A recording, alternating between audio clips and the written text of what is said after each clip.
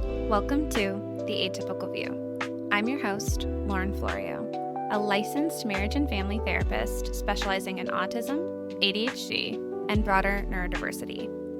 As a fellow neurodivergent mind, I'm here to help us learn and spread awareness on all things mental health, as well as help us unlearn harmful stereotypes by providing psychoeducation rooted in research and lived experience rooted in my atypical view. The Atypical View is obviously this podcast, but it's also my private practice where I provide therapy to clients here in California with me and provide neurodiverse coaching to others worldwide. So, without further ado, let's jump into The Atypical View. Hello and welcome back. Today we're going to be talking about special interests. Now, special interests is connected to autism, and it's actually a part of the autistic criteria for diagnosis. So in the DSM, we look at two main areas when we're looking to diagnose autism, and one of the two is the social communication part of things, and the other part has to do with restricted and repetitive behaviors, interests, or activities. So we hear it right there, right? Restricted and repetitive interests. That's where the word special interest comes in. Special interests aren't necessarily a requirement to have autism, but they are a manifestation of this criteria. So let's jump into what they are, how they're misunderstood, how we can better utilize them and support autistic people by nurturing their special interests. We'll jump into the psychoeducation portion of today's episode. And for our second segment upcoming today, we'll be introducing a special guest for today's episode, and they will be talking all about their special interests. So please stay tuned to hear all about their story. So special interests are not just a hobby or a casual pastime, and they're also not a hyperfixation, like a temporary hyperfixation that we see with ADHD. In ADHD, we kind of cycle through really intense fixations on things that don't always last a long time. But for special interests, when properly nurtured and not forced into masking our interests, special interests can last a lifetime. Let's move into what they are. They are special because they create a safe place during overwhelm for the autistic brain. It can be a reliable source of comfort and stability for an autistic person. It can help them foster creativity and maintain an element of curiosity.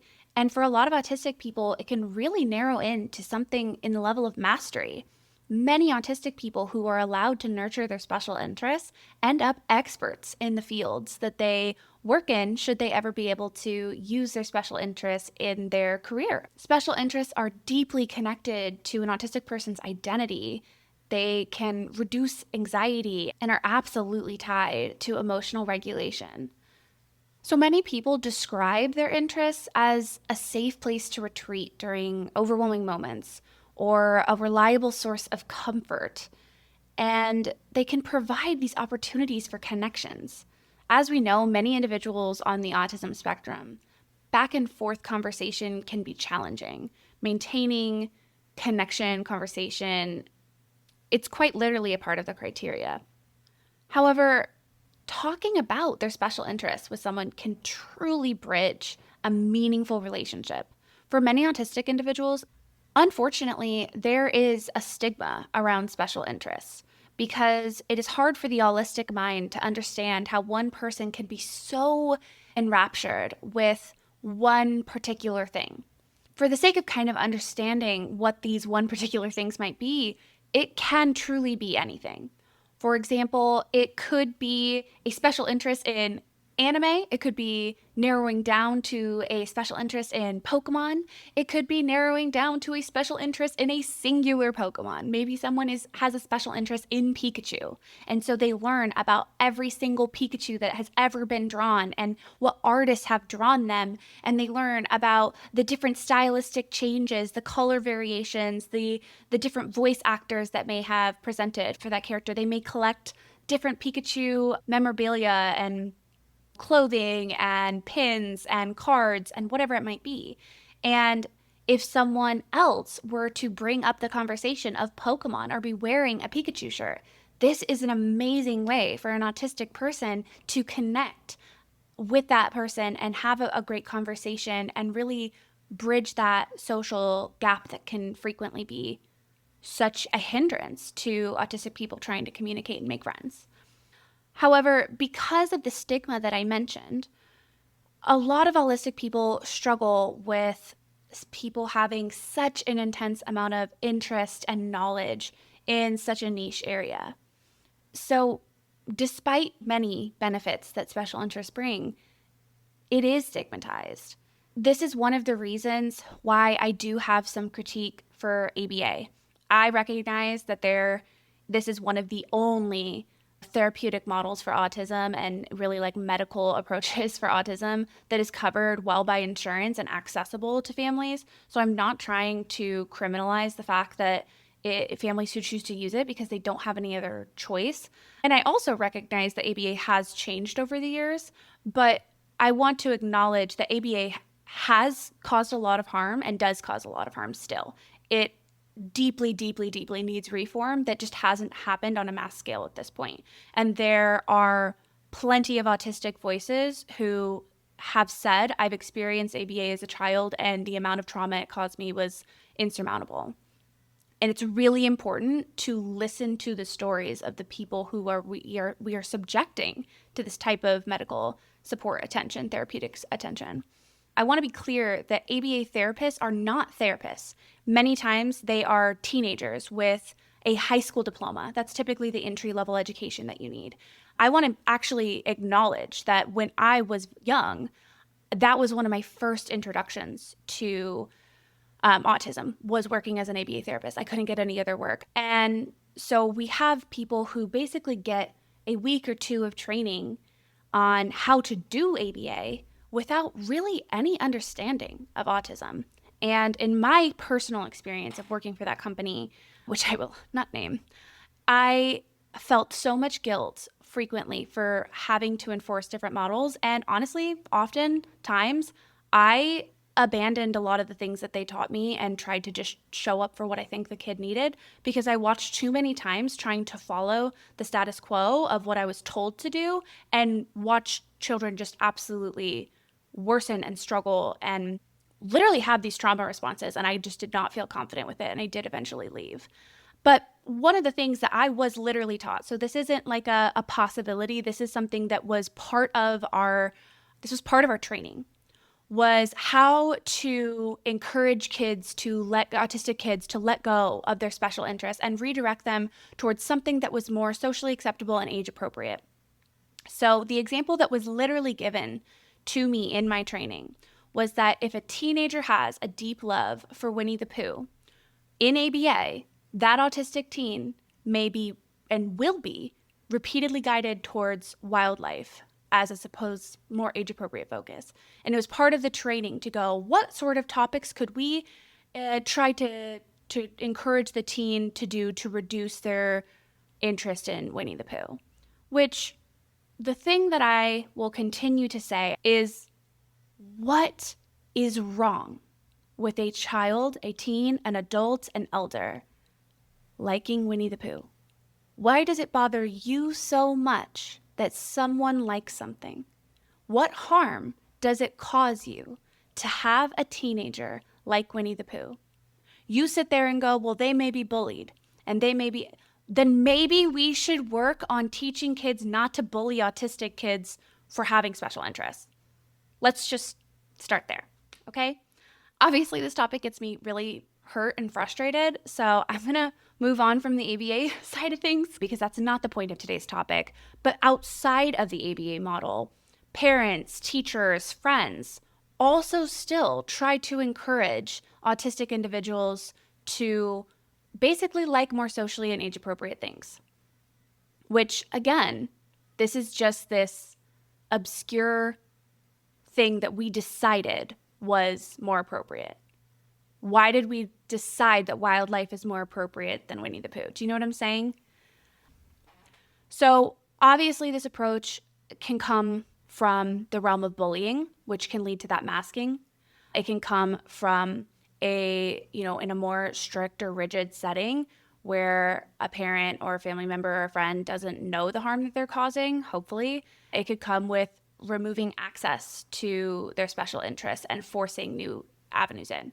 Now, I'm not saying we shouldn't try to help expand by going, hey, this Pikachu, did you want to learn about Ash? Did you want to learn about how Ash has evolved? And we can start to expand the world because this does give them more opportunities to connect and to learn. So we might introduce a new Pokemon. We might introduce, something, and we're not going to force it, but we're going to be like, hey, would you want to hear about Pichu? I don't know. Like, it doesn't matter. We're introducing something that's adjacent to help that child expand because we want them to have opportunities, as many opportunities as possible to learn, to feel creative, to connect. There's nothing, we don't want to eliminate or remove. We don't want to take away, we don't want to take Pikachu off the wall. We don't want to take away part of the Pikachu clothes, but we might want to add an additional, Pokemon magazine to the file that has Eevee on the front or whatever, and just go, I was really interested in Eevee. Would you maybe want to learn about Eevee with me?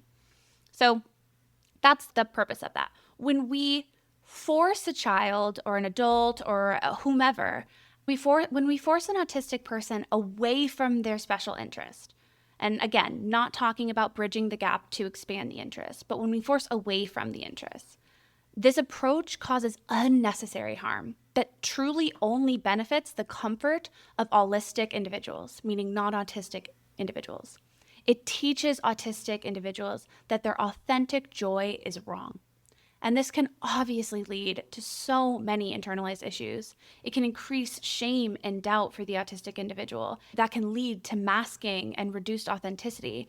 This, again, as I mentioned before, as it can be such a regulating source for autistic individuals, we're now introducing a higher level of stress and emotional dysregulation by taking away essentially a coping skill. This loss of authenticity and self-expression and identity can, again, really cause a depression and anxiety and force an autistic person into knowing themselves less, to dishonoring themselves and who they are. Encouraging an autistic person to let go of it in order for them to meet a narrow social standard that, doesn't create growth. It diminishes their identity, their confidence, their joy, and it honestly increases the gap between who they are and who they feel pressured to be. This approach, it only encourages masking. That is the only outcome you're going to see. And again, if you haven't seen our episode on masking, masking is not an autistic person thriving. It is them suffering in silence. So I just want to be very clear of how this approach can harm. And acceptance and love and nurturing a special interest will always have a better outcome. So I encourage you to frame seeing special interests as valuable and seeing it as a tool to build self-acceptance and strengthen their mental health. I truly believe that special interests are a pathway to success. I would not have this podcast, I would not be in my career if I did not have such a deep and lifelong interest in why the brain works, in psychology, and even more narrowed now into neurodivergence.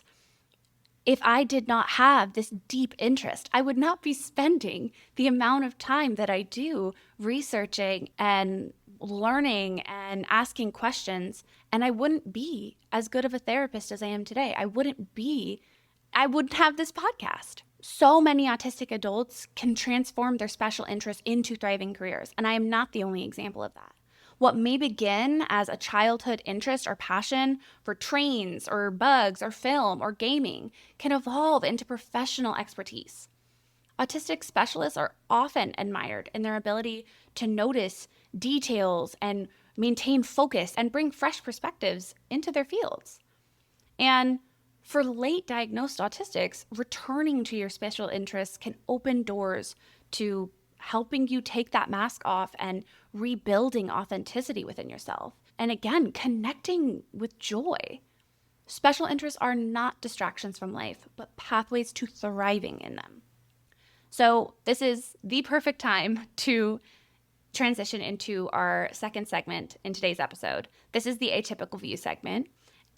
This is the time where I would normally share a little bit of how I relate to the topic by talking about my special interest in more detail and how it's helped me or hindered me and how that's evolved throughout my life. But instead, I want to introduce our special guest for today's episode. Bobby has a special interest in Count Dracula, His dedication and passion in this interest led him to building a TikTok channel where he's able to create content on all things Dracula, building a substantial following of people who love his content and the joy he brings to his community. Bobby, welcome. I'm so grateful to have you here today. I'm honored to be here. Thank you so much for having me. You do amazing work. Thank you. So do you. Thank you. Okay, so Bobby, can you tell me a little bit about your special interests and when it first began? Oh, my special interest is the Bela Lugosi version of Dracula. And honestly, I've loved Dracula as long as I can remember. So even before I saw the movie, if a yard had Dracula Halloween decorations, Dracula was my favorite. Count Chocolate was my favorite cereal. At the Halloween store, the Halloween cards, Dracula was my favorite. And then when I saw the movie when I was 7 years old, we rented it from the local video store. And the scene when he came down the stairs and says, "I am Dracula." I got so excited. I started jumping up and down saying, "This is the real Dracula. This is the real Dracula." Because like I knew, like you could tell that all the merchandise and all the Halloween cards are all based on Bela Lugosi. So I just knew this is the real thing. And I didn't know what the word authentic was, but like that's what it was. He was born to play the role. And in fact, 1 year later, I saw my first horror documentary, Monster Mania, and that's when I learned that Bela was really from Transylvania. And then it was like, oh, whoa, this really is the real Dracula. This really is the real Dracula. And I wanted to learn more and more. So, how has your time engaging in the Dracula books and film and history and so forth supported you over the years? It's honestly been amazing. It's just a basic level of like being comforting. Like when I put the movie in and I hear the voices of the actors and I hear like the opening Swan Lake, it puts me at peace. If I'm feeling overwhelmed that day, it relaxes me. I feel like okay, I feel like me again. I'm ready to go on. It's been that way for me ever since I was 7 years old. It's also given me so many amazing experiences. And that's the part that I never would have expected. It's been so amazing. My TikTok, I named it Lugosi Theater after Bela Lugosi. Yeah. I was thinking like the Richard Rodgers Theater, and so many things that like have been amazing because of that. I've been able to come across so many people, and everyone is so nice. And people will tell me that I help them feel more comfortable in their autism.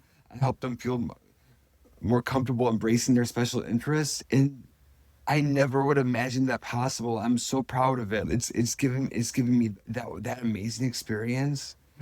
I won 3 different awards because I love Dracula. Like, I just saw your most recent award. That was amazing.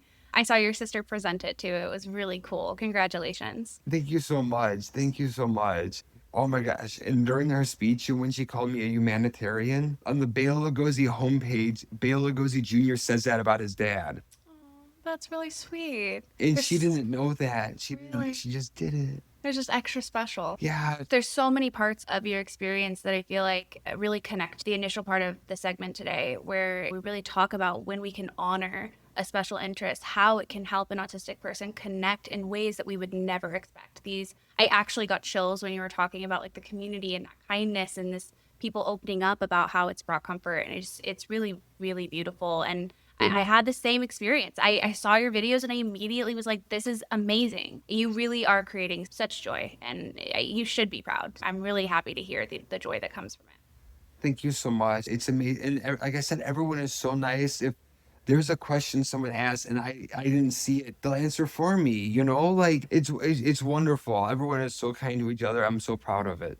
Yeah, you've really created an amazing community. Thank you so much. So, with all of these opportunities, you have also gotten your own Bobby the Autistic Dracula merch, and I absolutely bought the mug. I love it. It's so cool. Thank you so much. Thank you so much. Like I really You're appreciate it. welcome. Could you maybe tell the listeners how you see your Dracula passion as part of your identity? I was thinking about that, and it's so interesting because Bela Lugosi, it became part of his identity too. Like he was often billed as Bela Dracula Lugosi, and I had a short story published, and they listed my name as Bela Lugosi in quotation marks Zier. Oh, I love that. And so it was like the same way, and I feel like I make it part of every day. Even like in a lot of times in the videos, I have the costume on, but I have Dracula T-shirts on my noise canceling headphones. I have Dracula stickers. Yeah. It is part of me. And if it's a place where like, let's say it's too hot for the costume, but I want to like represent more than a shirt. I call it low key Dracula. It's like just a regular key from the store and the medallion and the ring, but then the normal outfit with a Dracula shirt. I love that. I love how it's become like part of me, like because I work at the old Joliet Prison Haunted House, and one time a group came through and they recognized me, and I'm a mad scientist there, like you couldn't tell, and they were like Dracula. Oh, that's so cool that they recognized you. So I have my name. My sister, she made my costume. She made me the name tag. It says Dr. Acula. That's awesome.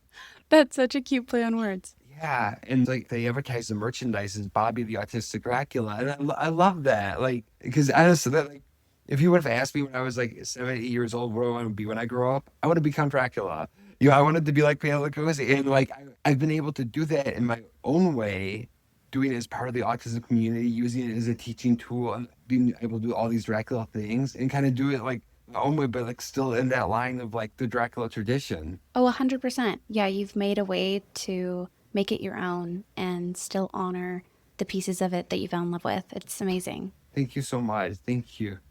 You have a big following of people who watch your Dracula content. How does it make you feel to make this content about your special interests that also people really love to watch and really resonates with others?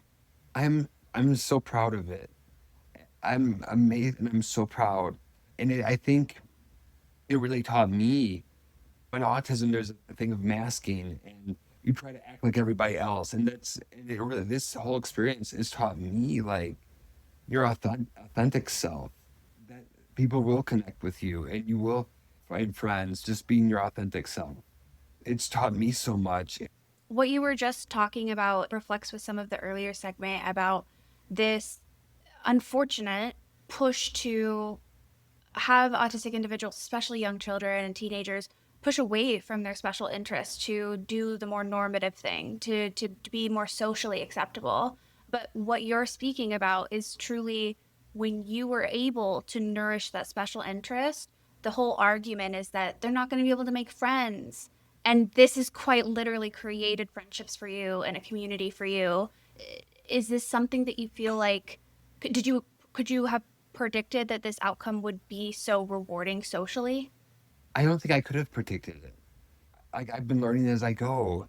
It's so amazing. I was diagnosed when I was 28. Wow, I didn't know that. I had been making YouTube videos before that. My original channel was called Dusty Old Movies, and it was like movie reviews. So I could see me becoming my authentic self through like online as I got diagnosed and I was learning about me. It became more Dracula centered. Yeah, getting to remove the mask a bit. Yeah, and so it's just been this amazing journey of like online, in person, and just learning about autism myself. And and I've gained all the wonderful people on TikTok and Instagram, and I've made wonderful friends in person too. Like I said, I work at a haunted house, and so I wouldn't have done that if I was into Dracula, I wasn't into horror. And it's like everyone is just so loving and accepting. My big sister worked there. She's the one who got me to work there. Everyone is just everyone loves everyone is just and it's just such a kind, supportive environment. I have a friend named Chris who runs the Bela Lugosi group Celebration of Life and Art Bela Lugosi group on Facebook. And he lives in Canada, so I've never seen him in person. I've talked to him on the phone for years and years, and we became friends because I love Dracula. Yeah, that connection, that having that bridge can really open up some really wonderful relationships. And obviously, I know you know this, like this social struggle, it's part of the criteria with autism, but I really am such a big believer that special interest is the way to close the gap. It is what truly creates a light in this free flowing expression and connection. And for autistic individuals who, you know, find just one person who will listen and hear and connect with them on their special interests and relate to them. The magic in that friendship is just it's huge. And I think you're a perfect representation of that magic that can come from just one shared interest. It is, and you know what? And let's say even the worst case scenario, will always make you happy. Even if nothing else comes from it, it will still make you happy, That's enough. and that's really that's what's important. Absolutely. Yeah. As mentioned in our first segment, there's sometimes a negative stigma around autistic individuals and their special interests, leading to many autistic individuals being bullied for their unique interests. Have you always had such a positive response from others about your interest in Dracula? It's interesting. When I was in school, I don't remember sharing about it as much. But then when I reconnect with people that they've said, "Yeah, you shared about it all the time." So, and I think I was bullied for it, but I'm not really good with like social interaction like that, so I didn't always know what was going on. Yeah, me too. That came up for me a lot growing up as well. Do you feel like looking back, you can identify the difference of how it feels to share with the community that you know is connected to you and resonates with you and it's kind and loving? Do you feel that difference from maybe when you were younger? Do you feel like you can kind of look back and emotionally see a difference of how it felt to share? Definitely, I definitely do. You could tell like in the responses of one. Now it's people like they're excited to hear it. They're excited. Wow, he's got a new Dracula fact. This is interesting, Yeah. and you could tell that they're really interested, and that they care about you, and they even like might even ask like a follow up question sometimes. Yeah. Like, and it's because they care about you.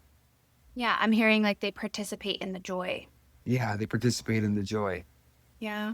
That makes a lot of sense. And I think that feeling of that one-sidedness of sharing something that you're so excited about and not receiving the level of interest back. It's not always bullying in the, most literal sense, but it can still feel very disconnecting and isolating. I guess it can feel very isolating as well. I personally felt bullied out of my interest as a young girl, and I have spent a long time repairing the relationship with myself and trying to honor my passions. And that is obviously part of why I'm very public about my interest in neurodivergence and psychology, but also really allowing myself to connect with abandoned childhood interests and like video games. And I loved Legend of Zelda, so obsessed with it.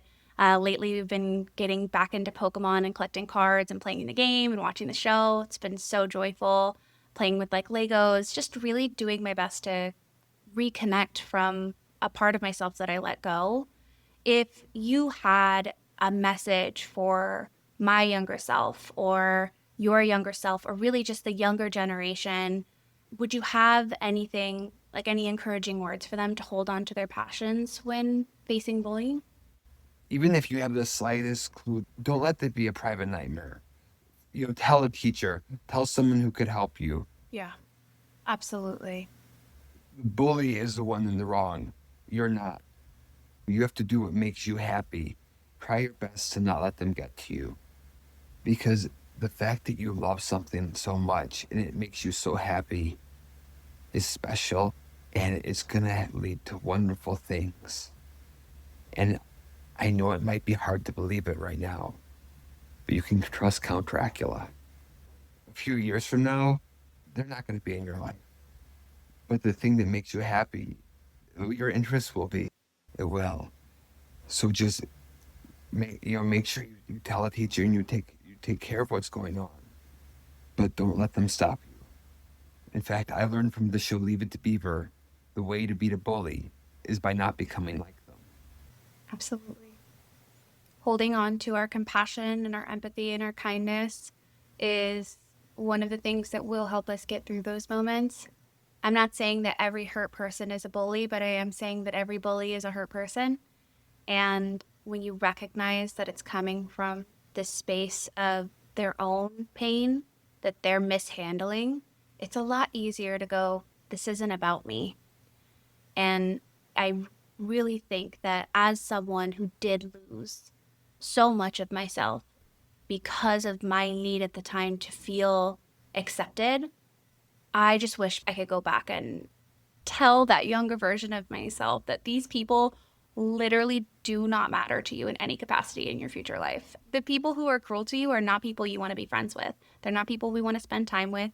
We don't need to change for someone else that can't even show us the bare minimum of kindness. So I really appreciate your message. Thank you. Absolutely. I really appreciate your message too. So, just wrapping up, I know I've said this many times, but you really do bring such positive energy to your community. And I think it really resonates with the message of what you're saying of holding on to your own kindness and not letting that, break you or change you. That really shines through in who you are and the work that you do. Thank you so much. Yeah, and you've really furthered that by taking actionable steps by like volunteering, donating your some of your proceeds from your merchandise. I think that this is a good time to transition into our final segment. This is our call to action segment. I would really one just like to encourage the listeners to follow Bobby's story on TikTok, Instagram, and YouTube at Lugosi's Theater. There'll be a link in the description below, so if you want to go click that, you can go and follow them now. But Bobby, is there anything that you would like to encourage listeners to do before we close out today? I definitely encourage everyone to be kind and do what makes you happy. There are a lot of great charities. There's the ARC, helps people with disabilities and their family, and part of the proceeds from Bobby the Autistic Dracula merchandise goes to that. There's an organization, Hunters Against Hate. It's a pro LGBTQ organization from the haunted house community. There's an anti-bullying one called Don't Be a Monster, and my sisters like volunteered for them, running their booth. I of course also want to encourage everyone to watch Dracula starring Bela Lugosi. So, one thing that I would really love to do in this segment is encourage listeners to try your coffin pose breathing technique. It's technically a regulation technique in therapy, and I thought that our worlds could really combine with this. That's actually where I learned it. I learned it in therapy, but I gave it the name the coffin pose. That was all my idea. I love it. And with Halloween right around the corner, I think this is a great October coping strategy to add into our toolbox. So, Bobby, if you feel comfortable, go ahead and take it away. Okay, so you want to put your hands on your upper chest. Just do like the pose that Count Dracula does when lying in his coffin. You cross your arms, and then you breathe in slowly through your nose, out through your mouth.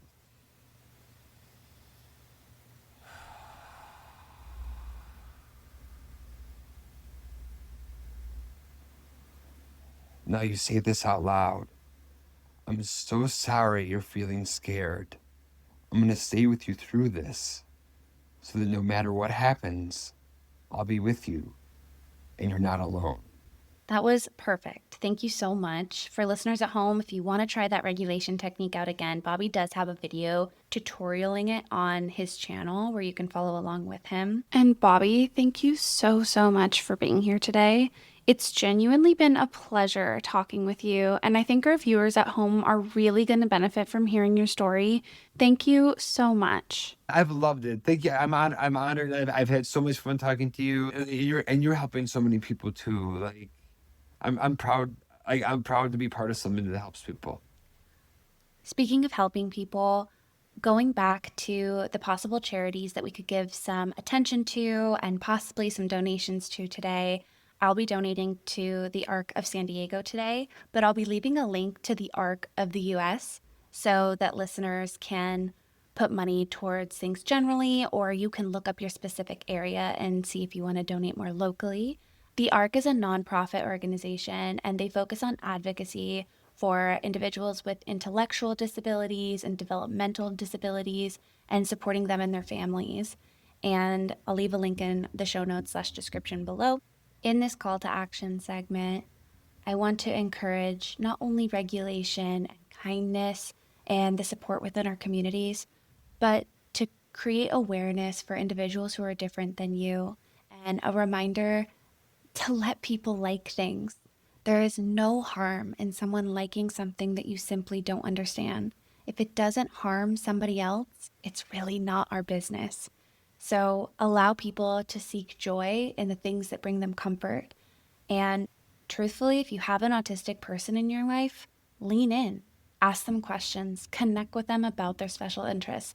And even in our nonverbal autistic individuals, engaging in physical play with the activities that they are most interested in, or the music or the shows or whatever, is still a way to grow a relationship and connection. Special interests are so powerful.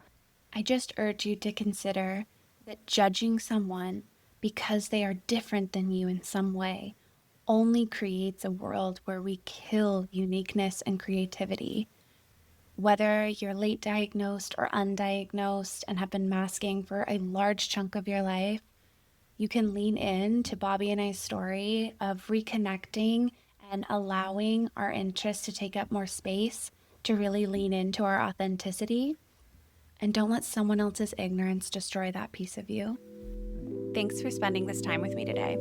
If this episode resonated with you, feel free to share it, subscribe, leave a comment or a review, or send it to someone who might benefit from the psychoeducation, or just need a little reminder that they are not alone.